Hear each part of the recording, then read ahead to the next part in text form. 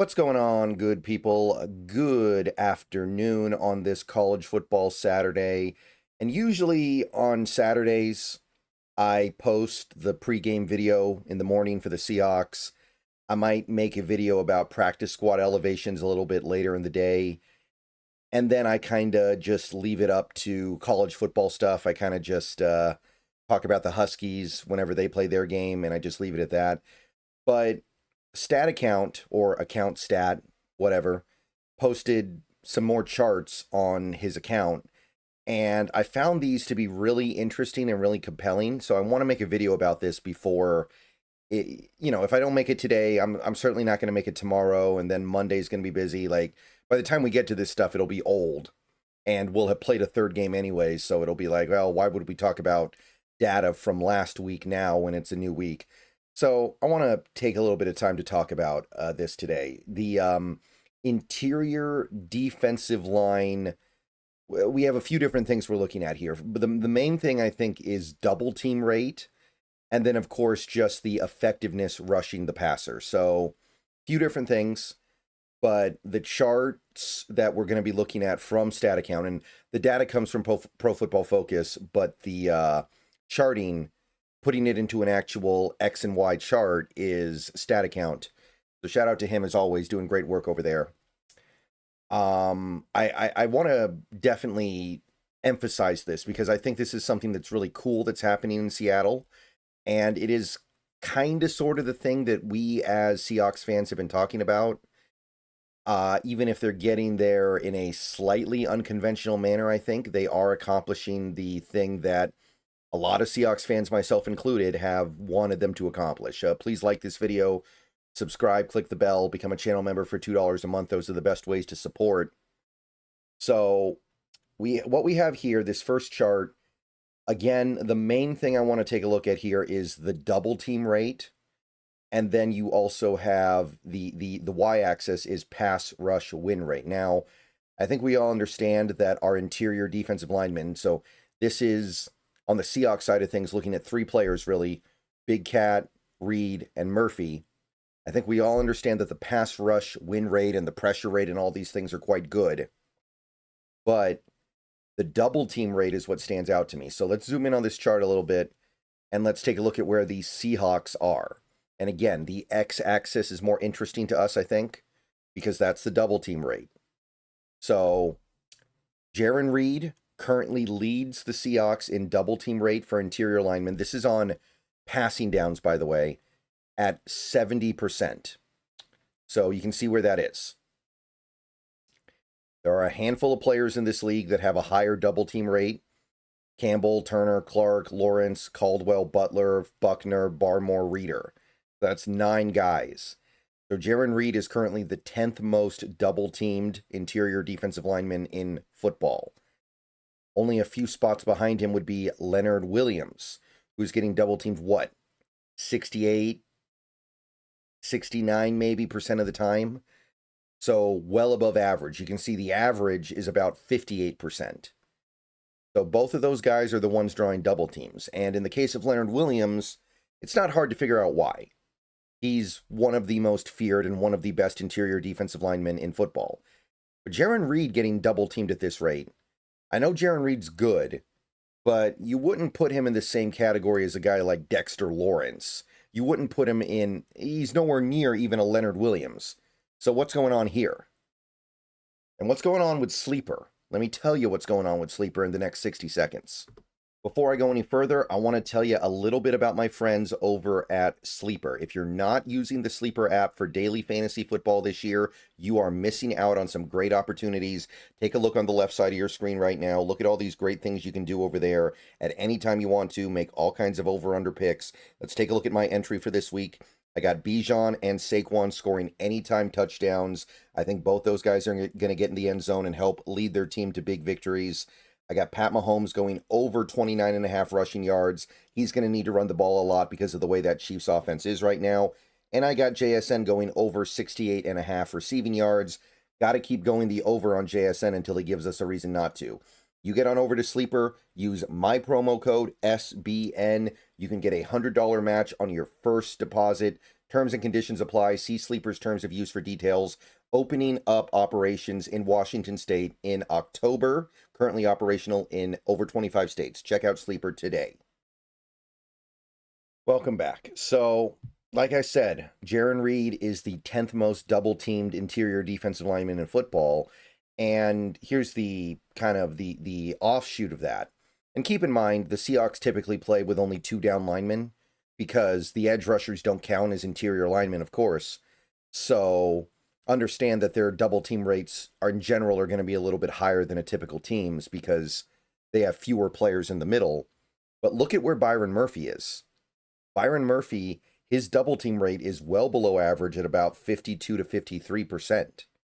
So this is the thing that we've been kind of talking about. Getting the focus off of Byron Murphy and getting him out of that nose tackle type role as much as possible. One of the big issues that a lot of people have had with Byron Murphy and his usage so far as a Seahawk has been he's played nose tackle.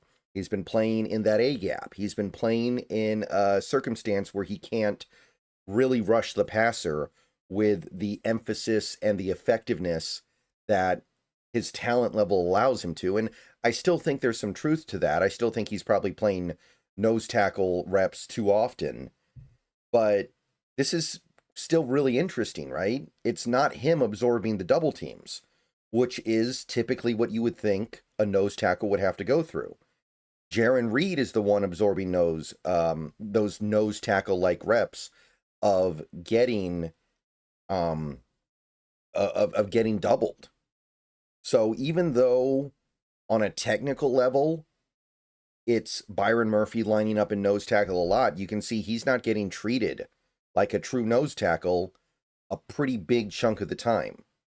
So in a way, this has actually worked out really well for the Seahawks, where they are getting some superlative play out of Murphy. You can see his pressure rate well above average for an interior lineman, and we know that he's leading the league in pressures according to PFR, or tied for the league lead in pressures according to PFR.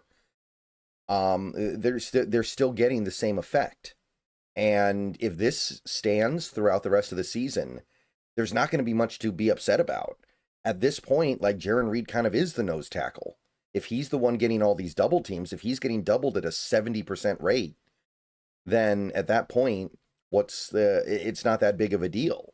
And if Murphy's getting double teamed at a significantly below average rate, like he currently is, then it's kind of the same thing.